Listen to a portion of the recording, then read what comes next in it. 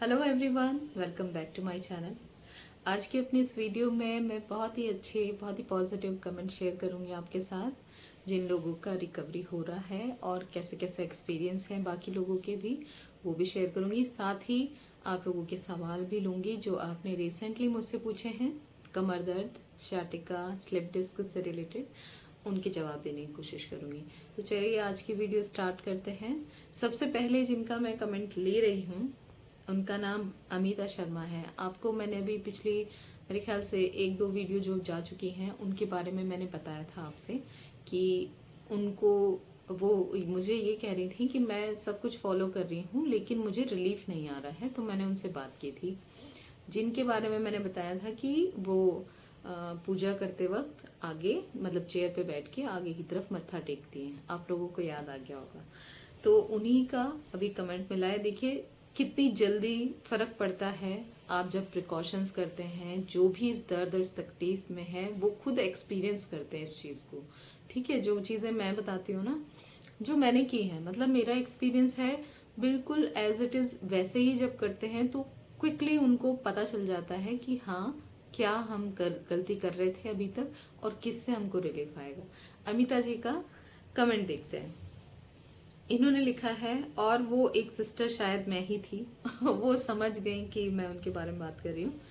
Yes ma'am, जिस दिन मैंने आपसे बात की थी उसी दिन से सारे A to Z प्रिकॉशंस शुरू कर दिए हैं। आपका बताया तेल भी सेम डे बना लिया। जो मैं तेल बताती हूँ ना, सिंपल है, कश्मीरी ऑयल, सॉरी कश्मीरी लहसुन और तिल का तेल, वही ऑयल उन्होंने बनाया। और 3 टाइम मालिश करा रही हूँ, रात में लेप भी लगा रही हूँ। अच्छा, इन्होंने एक चीज़ और इंक्लूड किया है, इन्होंने लेप भी लगाना स्टार्ट किया है। जैसे मैं बोलती हूँ ना, जिनको बहुत दर्द है, बहुत तकलीफ है, वो जिनको इंस्टेंट रिलीफ चाहिए, ठीक है, तो वो लेप लगा सकते हैं रात को, तो वो भी लगा रही हैं। आपके बताए हर छोटे से छोटे टिप्स मैं बहुत ही संजीदगी व कायदे से फॉलो कर रही हूँ। 3 दिन में ही मुझे बहुत ज़्यादा आराम मिला है। उम्मीद करती हूँ मेरा डिस्क बल्ज एक दिन जरूर ठीक होगा। थैंक यू डियर से शबाना जी। आपको बहुत बहुत सारा वेलकम है। आप इस चीज़ को संजीदगी से कर रही हैं और आप ये समझ गई हैं कि प्रिकॉशंस कितना इम्पोर्टेंट है। मैं आपको, आप लोगों को बता दूं कि मुझसे अगर कोई बात करता है ना, तो वो तब करता है जब बहुत सारी चीज़ें वो ऑलरेडी ट्राई करके बैठे हैं और उनको रिलीफ नहीं मिल रहा है दर्द में, है ना। तभी वो मेरे से पूछते हैं कि आपने क्या किया। फिर जब मैं बताती हूँ तो ऐसा होता है, मैंने भी किया ये गलती, है ना। मैंने आप लोगों को पहले बताया कि डॉक्टर ने मुझे ये मना किया, लेकिन मैंने सोचा दवाई खाने से तो ठीक हो ही जाते हैं ना, तो फिर इसकी क्या ज़रूरत है ना। मैंने अपने प्रिकॉशंस पे बिल्कुल अमल नहीं किया था, इसीलिए मुझे रिलीफ स्टार्टिंग में जो थोड़ा सा आया भी था वो भी चला गया, है ना। तो ये चीज़ बहुत से लोग पूछते हैं और इग्नोर कर देते हैं। मैं भी बताती हूँ, मैं पूरी एक बार तो पूरा सब कुछ बता देती हूँ पेशेंट को, फिर उसके बाद उनके ऊपर है वो करते हैं कि नहीं करते हैं, और करते हैं तो उनको रिलीफ दिखता ही है ना। मेडिसिन चाहे आप कोई भी ले रहे हो, कोई भी मेडिसिन, मैं हमेशा बोलती हूँ, आपको हो सकता है आपको एलोपैथी से रिलीफ ना मिले, हो सकता है रिलीफ मिल जाए, रिलीफ मिल जाए तब भी प्रिकॉशंस को लंबा लेके चलना है। यहाँ पे मैं एक सिस्टर का एक्सपीरियंस जरूर शेयर करूँगी। मेरी जिनसे बात हुई थी इंस्टाग्राम के थ्रू, एक पेशेंट थी, उनकी मेरे से बात हुई। उन्होंने यूनानी मेडिसिन ही ली। जब वो पहले सब कुछ ट्राई कर चुकी थी, उन्होंने यूनानी मेडिसिन लेके देखी, प्रिकॉशंस लिए, मसाज सिखाई, सब कुछ किया और वो ठीक हो गई। ठीक है, मैंने उनका बहुत पहले मैंने उनका एक्सपीरियंस शेयर किया था। तो अभी जो मुझे उनका कमेंट आया कि दीदी मैं अब बिल्कुल बिस्तर पे लेट गई हूँ, मैं बहुत पेन में हूँ, मुझे दर्द फिर से वापस आ गया है ठीक होने के बाद। तो फिर मैंने उनसे पूछा कि ऐसा क्या किया आपने, आप बिल्कुल ठीक थे, आपने मुझे कई बार बताया कि मैं बिल्कुल ठीक हूँ। तो उनका ये कहना था कि मुझे ईद से, मतलब अप्रैल की बात है, अप्रैल से वो टीचर हैं और टीचिंग की जॉब कर रही थी। स्कूल जाती थी तो वहाँ पे वो वॉक करके जाती थी और लंबे वॉक पे जाती थी वो, मतलब ऐसे नॉर्मल वॉक नहीं, काफ़ी लंबा लंबा चलने लगी थी। और सीढ़ियाँ बहुत ही, मतलब जैसे कैजुअली हम सोचते हैं बिल्कुल आराम से एकदम फर्स्ट क्लास जैसे हम थे पहले, और उसी तरीके से वो चढ़ती थी। तो उन्होंने कहा मैं सीढ़ियाँ भी बहुत चढ़ रही थी, तो फिर मुझे ये प्रॉब्लम होना स्टार्ट हुआ। आपको याद होगा, मैं बोलती हूँ जब आप ठीक हो जाते हो ना, तो 1-2 साल तक तो सारे प्रिकॉशंस को एज इट इज़ चलने दो। मेडिसिन भले ही बंद कर दी है आपने, मेडिसिन की इतनी ज़रूरत नहीं है। आपको पेन नहीं है तो मेडिसिन का इतना कोई खास आपको काम नहीं है। लेकिन अगर आपको पेन जरा जरा सा आ रहा है, मतलब आराम आने के बाद फिर पेन आ रहा है, तब तो मेडिसिन आप कंटिन्यू रखिए। पर प्रिकॉशंस ठीक होने के बाद भी करते रहिए सारे, 1-2 साल, ठीक है। लिमिट नहीं है, ये कोई नहीं बता सकता कि आपको कब तक करना है। फिर आपने वो चीज़ें 2 साल हो गए हैं, आपको एकदम बढ़िया लग रहा है, आप सब ठीक ठाक है, आपकी ज़िंदगी में सब बढ़िया चल रहा है, आपको लग रहा है कि मैं बिल्कुल फर्स्ट क्लास हूँ, तब भी 1-2 चीज़ें आपको इग्नोर करनी है। मतलब उन चीज़ों पे फोकस रखना है कि आपसे ये काम ना हो। जैसे कि कोई झटका ना आपको लगे, कोई भारी वजन कभी नहीं उठाना लाइफ टाइम के लिए, वरना फिर से पेन आ जाता है। और इसके अलावा जैसे मतलब आपको झटके से बचना ही बचना है। लगातार झुक के कोई काम नहीं करना। अब जैसे सीढ़ियों की बात आती है, तो आप नॉर्मली अगर आप चढ़ रहे हो, उतर रहे हो, आपको बहुत ज़्यादा मतलब नहीं चढ़ना पड़ रहा है, 15-20 सीढ़ियाँ हैं डेली की, तो कोई बात नहीं, आप स्लोली आराम से उतर रहे हो, सहारा लेके उतर रहे हो, तो कोई दिक्कत नहीं। अगर दिक्कत हुई है आपको, तो आपको समझना पड़ेगा कि आपको सीढ़ियाँ या तो अवॉइड करनी है, या आप लिफ्ट का यूज़ करें, या आप मत चढ़ें। मतलब वो चीज़ आपको देखनी पड़ेगी। और बहुत ज़्यादा नहीं करना है। जैसे बहुत लंबे लंबे वॉक करने के बाद थकान लगती है, तो उसके बाद रेस्ट चाहिए। लेकिन जब आप जॉब पे जा रहे हो, तो आप इतना लंबा वॉक करके जब जा रहे हैं, तो फिर वहाँ तो आपको रेस्ट मिलेगा नहीं, आपको वहाँ पे काम करना पड़ेगा, है ना, स्कूल में। तो रेस्ट नहीं मिलेगा, और आप इतना लंबा वॉक कर रहे हो, वो आपके लिए अच्छा नहीं है। तो उसके लिए आप बेहतर है कि बाई बस से जाएं, या आप गाड़ी से जाएं, ऑटो से जाएं, जिसमें आप रिलैक्स होके जाएं। तो वहाँ का जो पूरे दिन का काम है, आपको खड़े होना है, कई कई घंटे खड़े होना है, आपको झुकना भी है, मतलब आप पढ़ाओगे, आप कॉपियाँ चेक करोगे, तो उठना बैठना बहुत सारे काम हो जाते हैं। तो आई होप आप समझ गए हो कि प्रिकॉशंस बहुत ज़रूरी है, वरना तो फिर से प्रॉब्लम आ सकती है। अपना ख्याल बिल्कुल एहतियात के साथ रखिए, तब आप बिल्कुल एकदम निरोग ज़िंदगी जी सकते हैं, और सारे काम आप अपनी ज़िंदगी के कर सकते हैं। इसके अलावा मैं एक और कमेंट आपसे शेयर कर रही हूँ। इनका नाम है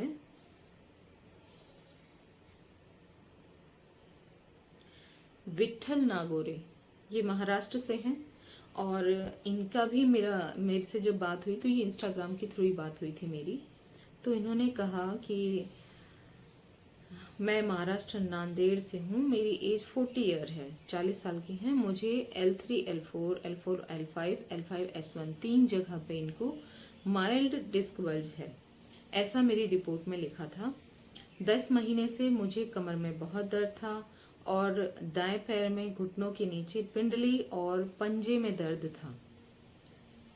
इनको पैर में घुटने के नीचे पिंडली में बहुत दर्द था। इन्होंने लिखा है कि इसलिए मैं आयुर्वेदिक पैथोलॉजी लैब गया था, और कायरोथेरेपी, फिजियोथेरेपी ली थी, पर कहीं से आराम नहीं आ रहा था। मैं आपको 6 महीने से फॉलो कर रहा हूँ, तो 15 दिन से आपने जो मेडिसिन, यूनानी मेडिसिन जो मैंने बताई हैं, वो इन्होंने ली हैं, और परहेज के साथ, पर 2 व्हीलर चला रहा हूँ। ये मेरे ख्याल से ये भी टीचर हैं, और इनकी जॉब है, आई थिंक टीचर हैं, या फिर पर जॉब है इनकी। तो ये 2 व्हीलर से जाते हैं। वहाँ का एरिया जो है ना, मतलब वैसा नहीं है जिसमें आपको बाई बस या वो नहीं जाते हैं, ये वहाँ से 2 व्हीलर के थ्रू ही वो चला रहे थे। और कमर और पैर में दर्द, बहुत ज़्यादा दर्द था, थोड़ा कम हुआ है। इन्होंने लिखा है कि इनको अब उनसे रिलीफ आना स्टार्ट हो गया है। तो देखिए, मैं सिर्फ अपना एक्सपीरियंस बताया मैंने, है ना। आपको कोई भी मेडिसिन लेनी है, आप उसे चाहे तो कंसल्ट करके लीजिए, या कोई आपके नज़दीक हड्डी वाले हकीम हो, या हड्डी वाले सॉरी जो यूनानी डॉक्टर हैं, अगर वो बैठते हैं, तो उनसे भी पूछ के आप ले सकते हो, ठीक है। तो आप अगर ये सब मेडिसिन ले रहे हो और परहेज कर रहे हो, तो यकीनन आपको रिलीफ आएगा। जहाँ तक 2 व्हीलर की बात है, अब उनको रिलीफ है, 15 दिन में इतना फ़र्क पड़ा है, तो मुझे उम्मीद है कि आराम पूरा भी आना चाहिए। बस ये है कि परहेज़ पे बहुत डिपेंड करता है आपका आराम आना। अगर आप उसे कंटिन्यू समझ के चल रहे हो, आप कर रहे हो, उन चीज़ों पे फोकस करके आप चल रहे हो, तो वो आपको डेफिनेटली रिलीफ देगा। अगर आप झटका लगता है आपको, तो वो नहीं चलेगा। इन्होंने मुझसे बात की तो उन्होंने कहा दीदी मैं क्योंकि टू व्हीलर से ही जाता हूँ, तो मैं बहुत स्लोली लेके जाता हूँ अपनी गाड़ी को, और हर जगह हर गड्ढे हर उसको देख के ही मैं धीरे से पार करता हूँ। तो ये इन्होंने मुझे लिखा है, बेल्ट का यूज़ कर ही रहे हैं, जो मैं बोलती हूँ ना डबल सपोर्ट, किसी के समझ में नहीं आता है डबल सपोर्ट वाली बेल्ट। तो क्या होता है कि उस बेल्ट में एक तो जैसे हमारा रीढ़ की हड्डी स्ट्रेट नहीं है, नीचे की साइड में ना ऐसे करके कर्व है, जहाँ पे लंबर है ना वहाँ पे कर्व है, तो उस जगह पे वो ऐसे ऐसे करके ऐसे है वो थोड़ी सी, तो वो बेल्ट एकदम फिट हो जाती है कमर में जब हम उसे टाइट करते हैं। और डबल का मतलब है 2 बार कसने वाली, मतलब एक बार टाइट कस दिया, उसके ऊपर से एक और कसने वाली बेल्ट है, तो उससे ना मतलब डबल सपोर्ट हमें मिलती है। ठीक है, तो आई होप आप समझ गए होंगे जिनको अभी तक समझ नहीं आया था। तो विठल जी एहतियात रखिएगा। मैं यही उम्मीद करती हूँ कि आप मुझे जल्द से जल्द हमेशा की तरह, जैसे बाकी लोग मुझे बताते हैं कि हम मतलब हमको इतना रिलीफ आ गया, अच्छा रिलीफ आ गया, या बिल्कुल ठीक हो गए हैं, मुझे जल्द से जल्द आप बताएं ये सब। मैं इस चीज़ का इंतज़ार करूँगी। बस अपना एहतियात के साथ चलिएगा और इंशाल्लाह रिलीफ आना चाहिए।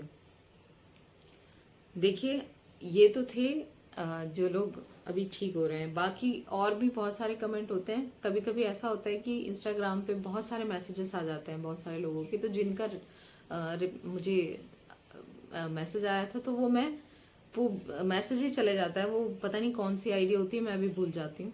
तो प्लीज़ अगर आपको रिलीफ आता है ना, और आप किसी को बताना चाहते हो कि आपने क्या क्या किया है और किस तरह से आपको रिलीफ आया है, तो वीडियो के नीचे कमेंट सेक्शन है, प्लीज़ वहाँ पे कमेंट करके जाइए, ताकि दूसरे लोग आके डायरेक्ट पढ़ सकें। और मैं बताऊँ आपको, बहुत सारे जो सीरियस पेशेंट हैं और जो लोग बिल्कुल निराश हो जाते हैं, वो लोग जब मेरी वीडियो देखते हैं तो मेरी वीडियोस के कमेंट सेक्शन में भी जाते हैं कमेंट पढ़ने के लिए कि सच भी बोल रही है, क्या बोल रही है ना। तो उनको जब वो कमेंट्स दिखते हैं तब वो मुझसे कांटेक्ट करते हैं, तब वो पूछते हैं कि दीदी हमको भी बताओ क्या किया है ना। तो कुछ अच्छा है कि किसी को हेल्प हो, किसी को समझ आ जाए। अगर आप कमेंट में अच्छे से बता देंगे कि आपको क्या प्रॉब्लम थी और आपने क्या क्या किया है और अभी आपकी कंडीशन कैसी है, तो वो वहीं से भी समझ जाएंगे। जरूरी नहीं है कि मुझसे ही पूछें, है ना। तो चलिए आज के सवाल लेना स्टार्ट करती हूँ। सबसे पहले ये हैप्पी प्रिंस गेमर आईडी है, इन्होंने मैसेज पूछा है, इन्होंने मैसेज किया है, दीदी मैं 15 साल का हूँ, मैंने ज़्यादा वजन उठा लिया, अब मुझे L4 L5 डिस्क हर्निएशन हुआ है, दोनों पैरों में दर्द है, 1-2 मंथ कंप्लीट हो गया, मतलब कि 1-2 मंथ हो गए हैं। अब यहाँ पे डिस्क बल्ज नहीं है, डिस्क हर्निएशन है। और हर्निएशन का जो मुझे डॉक्टर साहब ने बताया था, तो उन्होंने ये बताया था कि जो स्पाइनल कॉर्ड है ना, मतलब रीढ़ की हड्डी के बीच से एक मोटी नस जा रही है जिसमें से ब्लड सर्कुलेट करता है, और उससे बारीक बारीक नसें निकलती हैं जो बॉडी के हर हिस्से में जाती हैं। तो जब जब तक बारीक वाली नसें जो साइड की हैं उन पे प्रेशर है, तो हमें पैरों में दर्द आएगा, कभी एक में तो कभी मतलब लेफ्ट में तो कभी राइट वाले में। लेकिन जब हर्निएशन होता है, तो जो मोटी नर्व जो बीच की जा रही थी उसको प्रेशर आने लगता है, मतलब उस पे दबाव आता है। तब क्या होगा, नीचे के जो ऑर्गन्स हैं, जो भी हमारे हिस्से हैं, जैसे दोनों पैर हो गए, टेल बोन हो गया, इनमें पेन आ सकता है। ठीक है, और इन पे कमजोरी भी फील हो सकती है, जैसे कोई बोलता है पैर भारी भारी लग रहे हैं, वो भी हो सकता है। तो खैर, वजन उठाना अपनी हिम्मत से ज़्यादा बिल्कुल गलत है, ये मत करिए। जो लोग नहीं जानते हैं प्लीज़ वो भी दूसरों को भी समझाइए, अपने आजू बाजू वालों को, कि ज़्यादा वजन नहीं उठाना है। ठीक है, कुछ पता नहीं है। देखिए 15 साल का बच्चा है, तो इनको भी दिक्कत हुई है। तो मैं आपसे ये कहना चाहती हूँ, अगर आप मेरी वीडियो देख रहे हैं तो सबसे पहले तो न्यूरोलॉजिस्ट या न्यूरोसर्जन से मिलना है। ठीक है, आपको मेडिसिन अपनी जो डॉक्टर देते हैं वो ट्रीटमेंट स्टार्ट करिए। प्रिकॉशंस मैं बताती हूँ वीडियोस में। आगे झुकना बिल्कुल बंद करिए। चेयर पे ही बैठना है, उसके अलावा कहीं और मत बैठिए, चेयर पे ही बैठिए। चेयर से नीचे बिल्कुल नहीं बैठना है, पालथी नहीं मारनी है, वजन नहीं उठाना है, सीढ़ियाँ बिल्कुल अवॉइड करिए, और टू व्हीलर तो भूल जाइए फिलहाल, जब तक आप बिल्कुल ठीक नहीं हो जाते हैं। ठीक है, एक डबल सपोर्ट की बेल्ट लीजिए लंबर की, वो लगा लीजिए। अगर आपने अभी तक डॉक्टर से नहीं दिखाया तो प्लीज़ पहले डॉक्टर को दिखाएं, एमआरआई करवाएं। ठीक है, आपने कहा हर्निएशन है तो आई होप कि आपको शायद पता चल गया है, पर आपको न्यूरो को ही दिखाना चाहिए। मेरी यही सलाह होती है कि न्यूरो के पास जाएं, क्योंकि मेडिसिन जिस मेडिसिन से मुझे रिलीफ आया था स्टार्टिंग में एलोपैथी में, वो सिर्फ न्यूरो ही थे। ठीक है, न्यूरो सर्जन, वो करिए। अच्छा, प्रिकॉशंस मैंने आपको बताए हैं। एक तेल मैं बता रही हूँ जो उसका लिंक मेरी वीडियो के नीचे डिस्क्रिप्शन में आपको मिल जाएगा। उस ऑयल को बनाना है, तिल का तेल लेकर कश्मीरी लहसुन या गांठ लहसुन, गठिया लहसुन भी उसको बोलते हैं, उसको पका के ऑयल बनाइए। उसकी मसाज करनी है, नीचे रीढ़ की हड्डी की जो निचला हिस्सा है उससे ऊपर की दिशा में मसाज करनी है। नीचे से ऊपर ले जाओ, हटा लो, नीचे से ऊपर ले जाओ, हटा लो। ये मसाज करिए 15-20 मिनट मसाज, और कम से कम 20-25 मिनट सिकाई आपको दिन में 3 बार करनी है, उससे बहुत रिलीफ मिलेगा। हर्निएशन है तो आपको मैंने एक लेप बता रखा है, उसका लिंक भी डिस्क्रिप्शन में मिल जाएगा।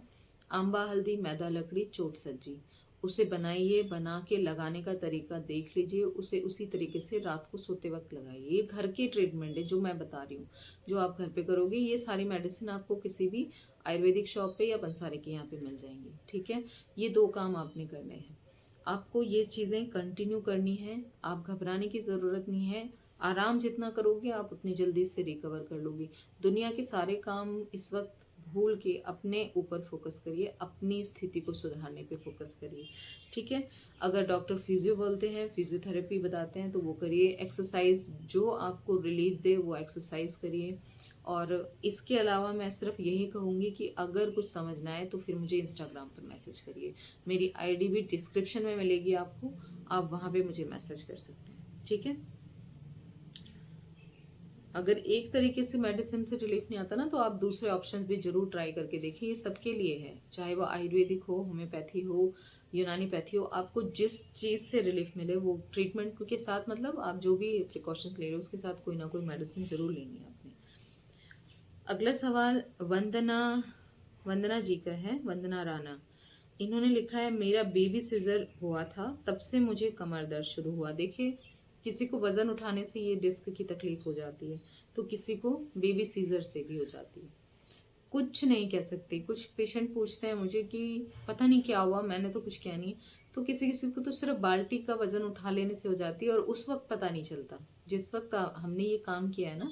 किसी किसी को तो पता चल जाता है। जैसे मैं गिरी थी तो मुझे चटक जैसा फील हुआ था मेरी रीढ़ की हड्डी में, है ना, चटकने जैसा, लेकिन दर्द और कोई खिंचाव नहीं हुआ मुझे उस वक्त, तो नहीं हुआ।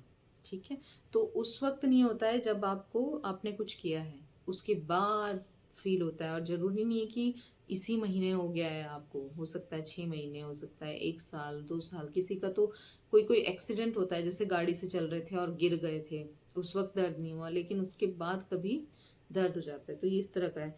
तो इन्होंने लिखा है कि मुझे कमर दर्द शुरू हुआ और धीरे धीरे गर्दन और हाथों और अब पैरों में दर्द चला गया है, अब चला नहीं जा रहा, बहुत दर्द है, प्लीज़ हेल्प मी, बहुत परेशान हूँ, देहरादून में दिखाया, 1 महीने दवाई खा ली, कुछ फ़र्क नहीं है, प्लीज़ क्या करूँ मैं। वंदना जी, मैं ऑलरेडी अभी थोड़ी देर पहले ही इस चीज़ के बारे में बात करी थी। आप कितनी मेडिसिन खाइए, अगर ये मेडिसिन खाने से ये दर्द जा सकता तो सिर्फ मेडिसिन से नहीं जाता है ना। इस चीज़ को समझ लीजिए, ये आपको ध्यान रखना है। मेडिसिन, साथ में परहेज, तीसरा मसाज और सिकाई या फिजियोथेरेपी जो आपके पास अवेलेबल है वो आपको करनी है। एक्सरसाइजेस जो आपको रिलीफ दे। बहुत सारे पेशेंट मिल जाएंगे, मेरी वीडियो के नीचे भी कमेंट करके जाते हैं। कुछ लोग हैं जो फिजियो और एक्सरसाइज करके ही ठीक हो जाते हैं, है ना। तो आपने चीज़ों को ट्राई करना है, पर करके जरूर देखना है। अगर और किसी तरह से नहीं आ रहा है तो रेस्ट। एक पेशेंट का मुझे आज भी याद है, वो किसान थे और बहुत पहले की बात है, मेरे ख्याल से 1 साल से ज़्यादा की बात हो गई।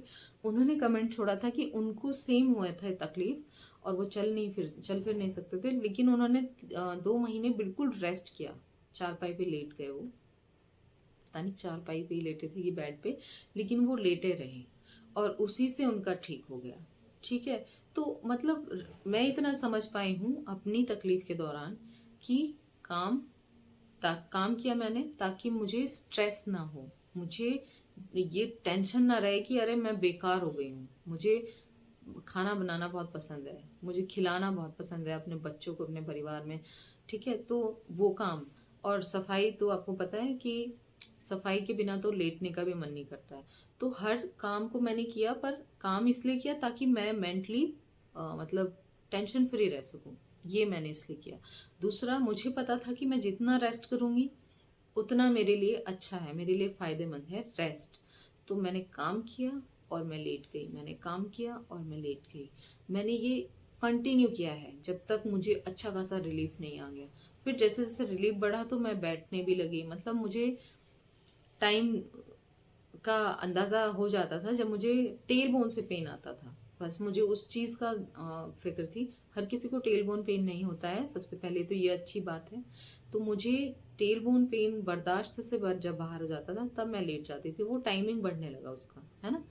तो वो चीज़ें काम भी करने लगी, बाहर भी जाने लगी, धीरे धीरे हर चीज़ मैंने स्टार्ट कर दी। लेकिन मैं जब एक्स्ट्रा कुछ काम करती थी तो दर्द आता भी था। फिर मुझे पता था कि मुझे रेस्ट करना है, मालिश और सिकाई करनी है, और रिलीफ आ जाता था। ये मेरा रूटीन था। तो आपको भी ये देखना है कि आपको किस किस चीज़ से रिलीफ मिल रहा है, वो करना है। प्रिकॉशंस बिल्कुल ज़रूरी है, उसके बिना नहीं होगा। तो आगे झुकना, नीचे बैठना, वजन उठाना बिल्कुल बंद करिए, चेयर पे ही बैठिए। यहाँ पे एक सिस्टर का और जिक्र कर देती हूँ। मैंने कहा कि क्योंकि रेस्ट हमें बिस्तर पे ही मिलेगा, है ना, बेड पे मिलेगा। चारपाई का इस्तेमाल ना करें कृपया, मेरी सलाह यही है। चारपाई अच्छी नहीं है, आपकी जो बॉडी है ना, चारपाई हमेशा स्ट्रेट नहीं होती है, थोड़ा सा लेटोगे तो वो ऐसे झुक जाती है। आई होप आप समझ गए हो, है ना। और उसमें सिर ऊंचा रहता है, पैर नीचे की तरफ, तो वो अच्छी नहीं है। बेड ले लो, बेड, या फिर आपने अ, तखत होता है बहुत से लोगों के घर में, तखत सीधा होना चाहिए, झुका हुआ नहीं होना चाहिए, उस चीज़ का ध्यान रखना है। या फिर फोल्डिंग आती है, जो लोग अफोर्ड नहीं कर पा रहे हैं, जो दूसरे शहर जा रखे हैं, जिनके पास नहीं है, तो वो पलाई वाली एक फोल्डिंग आती है जिसमें लकड़ी का फट्टा लगा होता है ना, उसको यूज़ करें। लेकिन उस पर गद्दा रुई का ही डालना है, जिस पे आप रेस्ट करोगे। मतलब रेस्ट के टाइम तो स्ट्रेट रहनी चाहिए, आपकी पोजीशन जो है वो स्ट्रेट रहे, तो रीढ़ की हड्डी अपनी रियल एक्चुअल उसमें पोजीशन में रहेगी। तो डिस्क अपने आप ही सेट होगी, क्योंकि आप मेडिसिन ले रहे हो, आप प्रिकॉशंस कर रहे हो, तो वो धीरे धीरे होगी। फिर एक सिस्टर का एक्सपीरियंस जो मैं बता रही थी, उनका ये कहना था कि हाँ जी हाँ जी, मैंने गद्दा ले रखा है, कॉटन का गद्दा ले रखा है, और वो मैट्रेस के ऊपर डाल रखा है। तो मैट्रेस तो ऑलरेडी, मैं बोलती हूँ ना कि मैट्रेस कोई भी हो, मतलब जैसे कोई भी है, डल्लफ का, फॉर्म का, कोई भी गद्दा है, कितना भी हार्ड है, कितना भी सॉफ्ट है, आप उसको हटा दें और सीधा रुई के गद्दे पर लेटें। और ये मैं अपनी तरफ से नहीं कह रही हूँ, मेरे जो डॉक्टर थे उन्होंने मुझे कहा था 4 इंच का इतना मोटा गद्दा, मतलब 4 इंच का मोटाई वाला कॉटन वाला गद्दा मैंने बनवाया था स्टार्टिंग में। लेकिन फिर मैंने उसको साइड करके मैंने पतला वाला गद्दा बिछाया और उसमें लेटी हूँ, तो मुझे वो भी बहुत कंफर्टेबल था। मतलब फिर मैं लंबे टाइम तक मैंने वही रखा है, पतले वाला गद्दा। ठीक है, मैं आज भी इस्तेमाल करती हूँ, रोई के गद्दे में ही सोती हूँ, मुझे डर लगता है दूसरे गद्दों में सोने से। तो आप वो गलती ना करें कि आपने किसी मैट्रेस के ऊपर वो डाल दिया है, तो आपको वो फर्क नहीं पड़ेगा। वो तो ऑलरेडी नीचे, जब आप रुई के गद्दे पे लेटे हो, लेकिन नीचे वाला गद्दा तो आपका पोजीशन आपकी वैसे ही कर देगा, है ना। तो उसका कोई फायदा नहीं है, आप उसको हटाइए और सीधा कॉटन के गद्दे पे सोइए। और जब सीधा लेटते हो तो तकिया नहीं लगाना है, करवट लेते हो तो तकिया लगाने में अगर आपको आराम मिल रहा है तो वो लगाइए। और बाकी के प्रिकॉशंस मैंने बताए रखे हैं। कुछ लाइफस्टाइल भी चेंज करनी होती है, जिस लाइफस्टाइल में पता है क्या है, सिर्फ ये है कि आपको झुकने से रोकना है। तो वो लाइफस्टाइल क्या क्या है, आपको ये चीज़ें, जैसे बेड से उठना है तो आपको ध्यान रखना है, लेफ्ट साइड करवट लो, दोनों हाथों को टिकाओ, हाथों पे जोर डाल के, मतलब बिस्तर पे हाथों को रखो और हाथों पे जोर डाल के उठो। फिर खड़े होते ही डबल सपोर्ट वाली बेल्ट लगाओ। पैरों में पहनने के लिए चप्पल आपकी सॉफ्ट वाली चप्पल होनी चाहिए, वरना एड़ियों में भी दर्द आ जाएगा। ठीक है। फिर आप जैसे आप काम कर रहे हो, 15-20 मिनट काम किया, फिर लेट गए, 15-20 मिनट काम किया, अगर कर सकते हो तो इस तरीके से करना है। ब्रश करते हुए, मुंह हाथ धोते हुए आपको ध्यान रखना है कि आप एक हाथ से ऐसे दीवार का सहारा ज़रूर लें, वो तो लेना ही है, क्योंकि वहाँ पे आपको कुल्ला करने के लिए आपको थोड़ा बहुत झुकना पड़ता है, मुँह हाथ धोने के लिए, तो थोड़ा बहुत झुकना है, लेकिन एक हाथ से दीवार का सहारा ज़रूर लेना है। फिर नहाते हुए 1 फीट का स्टूल रखिए। ये लाइफ़स्टाइल है जो कि आपको चेंजेस करने हैं और आपको करते रहना है, फिर इनको इनको एज़ इट इज़ करिएगा। ठीक है? तो 1 फीट के स्टूल में नहाना है, ना छोटी पटरी पे बैठ के नहाना है, ना ही बड़े ऊँचे थोड़ा-सा ऊँचा स्टूल ले लिया और पानी निकालने के लिए बाल्टी से झुकना पड़ रहा है, तो वो बेकार है। 1 फीट का स्टूल ऐसा होता है कि बाल्टी से आधा होता है, तो वो आपके बहुत काम आएगा। बालों को ऐसे सीधे बैठे-बैठे बालों को पीछे की तरफ वॉश करिए, या पीछे झुका के भी आप वॉश कर सकते हो, है ना? तो ये आपको करना है। अगर इंडियन टॉयलेट है तो ऊँची एड़ी की चप्पल ले लीजिए, 1.5-2 इंच की, और उसको पहन के जाइए, ठीक है? और अगर इंग्लिश टॉयलेट है तो बहुत अच्छी बात है। बस आपको झुकना ना पड़े, इस चीज़ का ध्यान रखिए, है ना? और सीढ़ियाँ अवॉइड करिए, सीढ़ियाँ अवॉइड करिए, सीढ़ियाँ बहुत से लोग कहते हैं कि मुझे चढ़ना ही पड़ता है, मुझे इतना ऊँचा मेरा घर है, तो चेंज कर लीजिए, रूम चेंज करिए, या अगर आप मैं कुछ एक पेशेंट का बताती हूँ, बहुत सीरियस थी। उन्होंने तो अपना रूम घर था उनका, डबल स्टोरी में उनका घर था, लेकिन उन्होंने रूम लिया रेंट पे, और वो वहाँ चले गई जहाँ पे उनको सुविधाएँ थी और उनको सीढ़ियाँ नहीं चढ़नी पड़ती थी। तो वो अपना काम भी तो ज़रूरी है ना, काम भी होता रहे और आपके प्रिकॉशंस भी ना जाए। तो ये ऐसा भी मैंने देखा है, तो आप कोशिश करिए कि या तो आपको नीचे वाला रूम मिल जाए, आप या फिर आपको नीचे उतरना ना पड़े, आपका सारा काम ऊपर ही हो। जैसे किचन का काम है या जो भी आप कर सकते हो वो, है ना? तो ये चीज़ें आपको ध्यान रखनी है वंदना जी, आई होप आप समझ गए होंगे। बाकी मसाज के लिए ऑयल मैंने बता रखा है, वो उसकी मसाज करिए, लेप यूज़ कर सकते हैं। और पता नहीं आपने अभी तक डॉक्टर को नहीं दिखाया है तो सबसे पहले न्यूरो को ज़रूर दिखा लें, क्योंकि एक्चुअल प्रॉब्लम का पता ही एमआरआई में चलता है, और मैं ये हमेशा बोलती हूँ पेशेंट से। जो प्रिकॉशंस मैंने बताए हैं, जो मसाज सिकाई बताए, वो घर पे वैसे भी आप स्टार्ट कर सकते हो, लेकिन डॉक्टर को दिखाना बहुत ज़रूरी है। तो न्यूरो सर्जन या न्यूरोलॉजिस्ट को ज़रूर मिल लें, अपनी एमआरआई करा लें, ताकि आपको एक्चुअल प्रॉब्लम के का पता चल जाए। ज़रूरी नहीं है कि सबको पैरों में दर्द है तो वो कमर में डिस्क बल्ज ही हुआ है, हो सकता है कि वहाँ पे टीबी हो सकता है कि वहाँ पे कोई ट्यूमर हो, कोई गांठ हो जिसकी वजह से भी ब्लॉकेज हो रहा हो, तो वो सब आपको वहीं जाके पता चलेगा। ठीक है जी। अगला सवाल ये पूनम जी का है, और इन्होंने लिखा है, मैम मेरी पिंडली में बहुत सीवियर पेन है, बिल्कुल भी चल नहीं सकती, डॉक्टर ने sciatica बताया है, क्या करूं? तो पूनम जी, जो मैंने अभी वंदना जी के लिए बताया है, वो सारे प्रिकॉशंस, मसाज और सिकाई, वो आपने स्टार्ट करनी है। और मुझे नहीं लगता है कि आपको किसी ने ऐसे ही बता दिया है, मैं बता रही हूँ, बहुत सारे पेशेंट मेरे से बात करते हैं, मैं पूछती हूँ आपने न्यूरोलॉजिस्ट या न्यूरोसर्जन को दिखाया? वो बोलते हैं नहीं, हमने इनको दिखाया, हमने उनको दिखाया, हमने उनको दिखाया, लेकिन अब रिलीफ नहीं आ रहा है। तो आप ऐसे मत भटकिए, आप सबसे पहले नसों के डॉक्टर पे जाइए, जो न्यूरो के जो होते हैं ना, न्यूरो, उनको दिखाइए। वो एमआरआई करेंगे और आपको एग्जैक्ट ट्रीटमेंट स्टार्ट करेंगे आपका, जो आपके लिए सही है। प्रिकॉशंस मैंने बता ही दिए हैं, छोटी छोटी लाइफस्टाइल जो मैंने यूज़ की थी वो मैंने बता दी हैं, वो आप अभी से करें। मसाज सिकाई आप कर सकते हो या फिजियो ले सकते हो। बाकी अगर कुछ समझ ना आए तो प्लीज़ मुझे इंस्टाग्राम पर मैसेज करें, मेरी आईडी आपको डिस्क्रिप्शन में मिल जाएगी। और हाँ, अगर आप एलोपैथिक ले चुके हैं, आपने न्यूरो को दिखा लिया, तो फिर आप दूसरे ट्रीटमेंट ट्राई करें, आयुर्वेदिक, होम्योपैथी या यूनानीपैथी, जो आपको रिलीफ दे वो मेडिसिन आप लें। सुनील कुमार जी का सवाल है कि मैम मेरी स्पाइन भी आपकी तरह ही स्टिक जैसी लगती थी, अब वैसा नहीं है, पर पेन और अकड़न रहती है, और मेरी दोनों लेग और नेक में पेन होता है। तो सुनील जी, अभी आप ठीक नहीं हैं पूरी तरीके से, और इसको पूरी तरह से ठीक करने के लिए प्रिकॉशंस आपने लेने हैं, मसाज और सिकाई करनी है।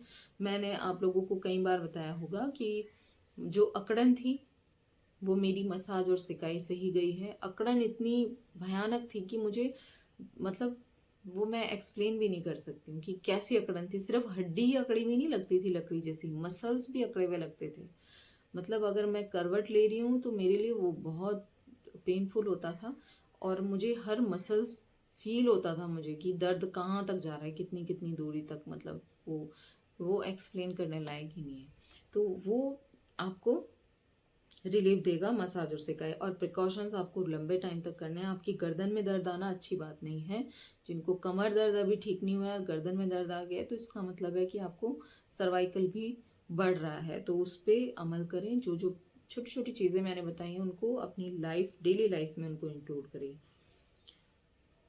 एक और पेशेंट है, इन्होंने लिखा है, I also have same problem to left side and doctor suggested operation but I don't want, so what can I do, please suggest me ma'am.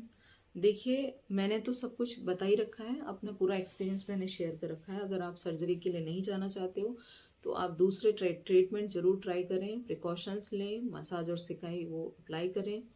Precautions लेने ही पड़ेंगे, तभी आप इस चीज़ से बाहर आ सकते हो। तो आप वो करके ज़रूर देखें। कुछ अगर रह जाए, कुछ समझ ना आए, तो आप मुझे इंस्टाग्राम पर मैसेज कर सकते हैं। ठीक है जी।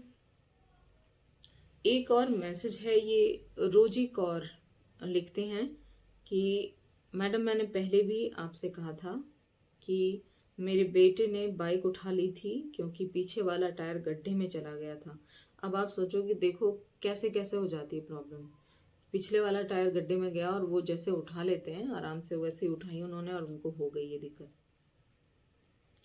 उसने दोनों हाथ से उठा ली थी, तब से उसे पेन कमर के नीचे से जो लाइन जाती है बीच में, बस वहीं पर उसको दर्द है। कभी वह पिलो लेकर बैठता है, कभी आइस पैक लगाता है, कभी तेल लगाता है। और उसका काम ऐसा है कि वो टू व्हीलर से जाता है पढ़ाने के लिए। अगर वह नहीं काम करेगा तो घर खर्च नहीं चलेगा। वह स्कूल में लगातार 2-3 घंटे खड़ा भी रहता है। प्लीज कोई उपाय बताएं। ओके रोजी जी, मैं खुद टीचर थी, मैं खुद टीचिंग कर रही थी जिस वक्त ये तकलीफ मुझे हुई थी। और मैं जानती हूँ कि ये तकलीफ मुझे काम नहीं करने दिया। इस तकलीफ ने मैं नहीं कंटिन्यू कर पाई। जितना मैंने कोशिश की कि मैं ये भी कर लूँ, मैं अपने आप को रेस्ट भी दे लूँ, वो नहीं हो पाता है जब हम टीचिंग कर रहे हैं तो। ठीक है, या कोई भी जॉब कर रहे हैं, अगर उनको सीवियर पेन आ रहा है तो उनको एक तो ट्रीटमेंट के लिए सीधा न्यूरो से मिलने के लिए सलाह दीजिए और अपने काम को मॉडिफाई कर सकते हैं। अपने आप को रेस्ट दे के वो फिर से कंटिन्यू कर सकते हैं। या फिर आप उनको बोलें कि फिजियोथेरेपी वो ले सकते हैं, उससे रिलीफ अगर उनको आता है। जो भी ट्रीटमेंट उनको मिल सकता है आप उनको कहिए, वो चीज़ कंटिन्यू करनी पड़ेगी, वरना जॉब नहीं कर पाएंगे। और अगर तकलीफ ज़्यादा बढ़ी तो जॉब वैसे भी नहीं हो पाएगी ना। तो मैं इसके बारे में ज़्यादा नहीं कह सकती क्योंकि मैं नहीं कंटिन्यू कर पाई थी। तो मैं तो आपको इस बारे में कुछ ज़्यादा नहीं बता सकती। बेहतर है कि उनको अच्छी ट्रीटमेंट मिले, अगर वो उनको रिलीफ आया तो वो कंटिन्यू ज़रूर कर पाएंगे। ठीक है। अगला सवाल ये योजित सिंह जी का है और इन्होंने लिखा है, मैम मुझे 4 साल से स्लिप डिस्क की प्रॉब्लम है। अभी होम्योपैथी ट्रीटमेंट चल रहा है। 1 साल से मेरी एज 28 है और मेरे 7 साल का बेटा है। मैं बेबी प्लान करना चाहती हूँ बट डर लगता है कि पता नहीं कैसे डिलीवरी होगी, दर्द बढ़ ना जाए, प्लीज सजेस्ट। देखिए, ये तो जब होगा तब होगा। अभी फिलहाल तो मैं ये कहूँगी कि पहले आप अपने आप को बिल्कुल ठीक कर लें। अगर आप ठीक नहीं हो पाए हैं पूरी तरीके से और आपने बेबी प्लान किया और आपको फिर पेन बढ़ा, ठीक है, डिलीवरी की बात छोड़ दीजिए, अगर आपको पहले ही पेन बढ़ गया तब आप उस बच्चे को नहीं रख पाएंगी, तो वो अच्छा नहीं है उस बच्चे के लिए भी और हमारे लिए भी। क्यों गुनाह में दाखिल होना है। तो अभी पहले खुद को ठीक करें, उसके बाद ही बेबी प्लान करें, ये मेरी सलाह है। और डिलीवरी का जहाँ तक सवाल है तो देखिए, मैं ठीक हो गई थी लेकिन फिर भी कच्चा तो रहता है ये शरीर उस वक्त। तो नॉर्मल डिलीवरी के लिए वेट करें, अपने डॉक्टर से अच्छे से कंसल्ट कर लेना जब भी कभी ऐसा होता है। ठीक होने के बाद बेबी प्लान करना, उसके बाद डिलीवरी के लिए अपने डॉक्टर को बताना है कि मुझको स्लिप डिस्क है और मुझको ये तकलीफ है और अब मैं ऑपरेशन की तरफ नहीं जाना चाहती। ये प्लीज़ एक बार इंश्योर ज़रूर कर लें। लेकिन फिर भी अगर कोई कॉम्प्लिकेशन होता है तो डॉक्टर उससे अच्छे से हैंडल कर पाएगी क्योंकि आप उन्हें ये बता देंगे कि आपको क्या तकलीफ है। ठीक है जी, तो डरने की कोई बात नहीं है। फिर अगला सवाल ये तलत इमाम जी का है। इन्होंने लिखा है कि मेरी एज 23 है और मुझे 6 मंथ से कमर और पैर में दर्द रहता है। कमर से नीचे तक पेन जाता है, बहुत तीखा पेन मैं एलोपैथिक मेडिसिन ली है, कोई भी आराम नहीं हुआ। पेन किलर असर भी नहीं किया है कभी। फिर एक यूनानी हकीम सुलेमान खान की दवा ले रही हूँ, 3 मंथ हो जाएगा अब लेते हुए, बट मुझे 2-4 दिन कभी आराम मिलता है, फिर दर्द आ जाता है। मैम, मैं आपकी सारी वीडियो देखती हूँ, परहेज करती हूँ और खाने का पूरा पूरा परहेज करती हूँ। खाने से नहीं होता जी, फिजिकल का करना बहुत ज़रूरी है, आप इस चीज़ को समझ लें। खाने का भी इम्पोर्टेंट है लेकिन फिजिकल बहुत ज़रूरी है। और इन्होंने लिखा है कि आज जब मैं ये कहना चाहती हूँ, अगर आपको रिलीफ आ रहा है ना और फिर दर्द आ रहा है, तो इसका मतलब है कि आप गलतियाँ तो कर रही हैं। आराम आने के बाद अगर दर्द बढ़ता है, वो तभी बढ़ता है जब हम रिलैक्स होकर आराम से हमें लगता है कि मैं तो ठीक हूँ, और फिर मैं काम स्टार्ट कर देती हूँ, जो कि हम नॉर्मली करते थे। वैसे नहीं करना है, काम को थोड़ा मॉडिफाई करिए, और थोड़ा लंबा टाइम लगता है मेरे हिसाब से इस डिस्क को सेट होने में। और इन्होंने लिखा है, मैं सब कुछ करती हूँ बट मुझे सारे घर का काम करना पड़ता है। देखिए, आप कह रहे हो कि आपको सारे घर का काम करना पड़ता है, आप खुद इतने सीरियस पेशेंट हो, आप सारा घर का काम अपने आप करोगे और उसमें रेस्ट नहीं मिलेगा आपको, तो आप नहीं कर पाओगे, आपको दर्द आएगा ही आएगा। सब कुछ आपने कहा है कि प्रिकॉशंस के साथ ही करती हूँ। मैम, मेरी ज़्यादा एज भी नहीं है, मैं लाइफ से निराश हो गई हूँ। यूट्यूब पर वीडियो देखती हूँ, लोग बोलते हैं इसका इलाज फिजियोथेरेपी से होता है, और मैं जहाँ रहती हूँ वहाँ पॉसिबल नहीं है, और ये कभी ठीक नहीं होता है पूरा। मैं भी बहुत परेशान हूँ। देखिए, ऐसा कुछ नहीं है। मैं इस चीज़ को आपको बहुत सारे लोगों के एक्सपीरियंस शेयर करती जा रही हूँ। मैं खुद बैठी हूँ इसमें, मैं बिल्कुल बैठ ही नहीं सकती थी। तो प्रिकॉशंस आपके लिए सबसे पहला इलाज है, आप घर से स्टार्ट करिए। आप फिजियो के लिए नहीं जा सकती हैं, मैं समझती हूँ कि कोई कोई ऐसी जगह रहते हैं नहीं होता है। तो जो घर की फिजियोथेरेपी मैंने बताई है आपको, कि आप तेल बनाएं, उसकी मालिश करें। मालिश का तरीका है, टेल बोन से सिर की दिशा में मसाज करनी है, और मसाज के बाद सिकाई करिए। ये आप घर पे कर सकते, तो आप इसको कंटिन्यू करिए, ठीक है। कोई क्या कहता है, नेगेटिव बात तो किसी की सुननी नहीं है। अगर कोई नेगेटिव बात कर रहा है तो समझ लीजिए वो आपको डिस्करेज कर रहा है, तो ये बीमारी ठीक हो सकती है, बिल्कुल हो सकती है। कोशिश आप ही करेंगे और अपने आप से ही करेंगे, स्टार्ट अपने आप से करिए, ठीक है। इसके अलावा आपने कहा है कि आपसे बात करना चाहती हूँ, मैं क्या करूँ, कुछ समझ में नहीं आ रहा है, मेरे लिए दुआ करें। बिल्कुल, इंशाल्लाह सबके लिए दुआ करती हूँ। तो आप कह रहे हो आप मुझसे बात करना चाहते हो, तो बात तो मैं इंस्टाग्राम पे ही करती हूँ। बहुत से लोग हैं जो चाहते हैं कि मैं नंबर शेयर नहीं करती हूँ, आपको बता दूँ, मैं नंबर शेयर नहीं करती हूँ, पर इंस्टाग्राम कॉल पर ही बात करती हूँ अगर ज़रूरत पड़ती है तो, ठीक है। वहाँ पे मैं नंबर भी शेयर नहीं करना कि मुझे करने की ज़रूरत पड़ती है, और मेरी बात भी हो जाती है। इसीलिए मैं बोलती हूँ इंस्टाग्राम पे मुझसे बात करें, ठीक है जी। करके देखिए, क्योंकि जब तक आप प्रिकॉशंस नहीं लेंगी तब तक काम नहीं चलेगा, चाहे आप कितने ही दवाइयाँ खाएं, कुछ भी करें। और फिजियो का जो मैंने बताया आपको, वो ज़रूर आप ट्राई करके देखें। एक लेप का यूज़ भी कर सकते हैं आप, ठीक है। गीता कटारिया जी हैं, इन्होंने कहा है, मैम मुझे मसाज और सिकाई के बाद हल्का दर्द होता है। तो अगर आपको रिलीफ है और आप मसाज और सिकाई कर रहे हैं और सही तरीके से कर रहे हैं, तब तो दर्द नहीं आना चाहिए। अगर आपको दर्द बढ़ रहा है तो इसका मतलब है कि या तो आप ताकत लगा के कर रहे हो, या फिर आप मतलब सही तरीका इस्तेमाल नहीं कर रहे हो। आपको ये चीज़ ध्यान रखना पड़ेगा कि आपसे गलती ना हो, मालिश करते हुए बिल्कुल हल्के हाथ से मसाज करनी है, इस चीज़ का एहतियात रखिएगा।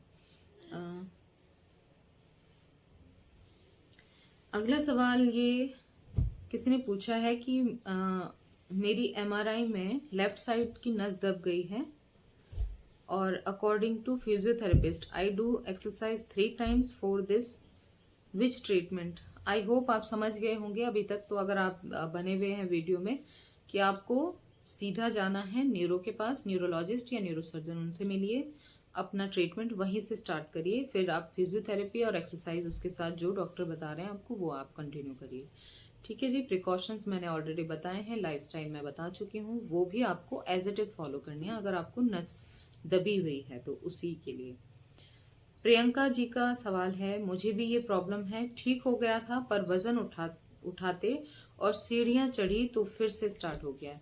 तो आपको ये चीज़ समझनी पड़ेगी कि आपको अभी ये चीज़ें अवॉइड ही करनी है जब तक आप कंप्लीटली ठीक नहीं होते। देखिए दर्द चला जा सकता है, दर्द में आराम आ सकता है, बिल्कुल आपको लगेगा बिल्कुल दर्द नहीं है, लेकिन डिस्क जो है ना, जो जख्म है, जख्म तो बन गया है ना वहाँ पे, तो उस जख्म को भरने में टाइम लगेगा, और वो तभी भरेगा जब हम उसे बार बार हिलाएंगे डुलाएंगे नहीं, दबाएंगे नहीं, यानी कि हम प्रिकॉशंस लेंगे, तो वो तभी ठीक होगा। ठीक है, आपको एहतियात करनी है प्रियंका जी।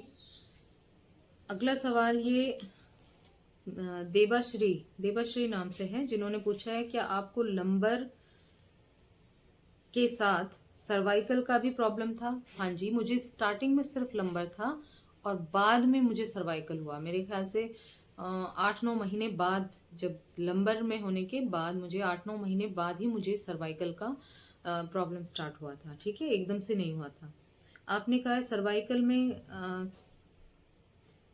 क्या प्रॉब्लम हुई थी और कब हुई थी? लंबर का के बाद ये एक साथ तो नहीं हुई, मैंने बता दिया है, बाद में हुई है, 8-9 महीने बाद ही हुई मुझे। और इसमें मुझे पहले गर्दन के नीचे तकिया लगाने में दिक्कत स्टार्ट हुई थी, एकदम से नहीं सर्वाइकल हुआ। गर्दन के नीचे तकिया लगाने से ना अनकंफर्टेबल फील होता था, फिर वो मैंने हटाया, थोड़ा पतला लगाया, उससे भी अनकंफर्टेबल हुआ, फिर बिल्कुल हटा दिया। फिर मुझे थरथराहट, मतलब फ्लैट में लेटने पे भी गर्दन में थरथराहट महसूस होती थी। फिर मुझे लेफ्ट शोल्डर में पेन आया, फिर ये शोल्डर पेन के बाद मेरे हाथ में सुनपन जैसा स्टार्ट हुआ, टिंगलिंग टाइप, मतलब प्रॉब्लम स्टार्ट हुई, और फिर वो कमज़ोर हो गया हाथ में, मतलब इतनी ताकत नहीं थी कि मैं कोई चीज़ उठा सकूं, ऐसा हो गया था।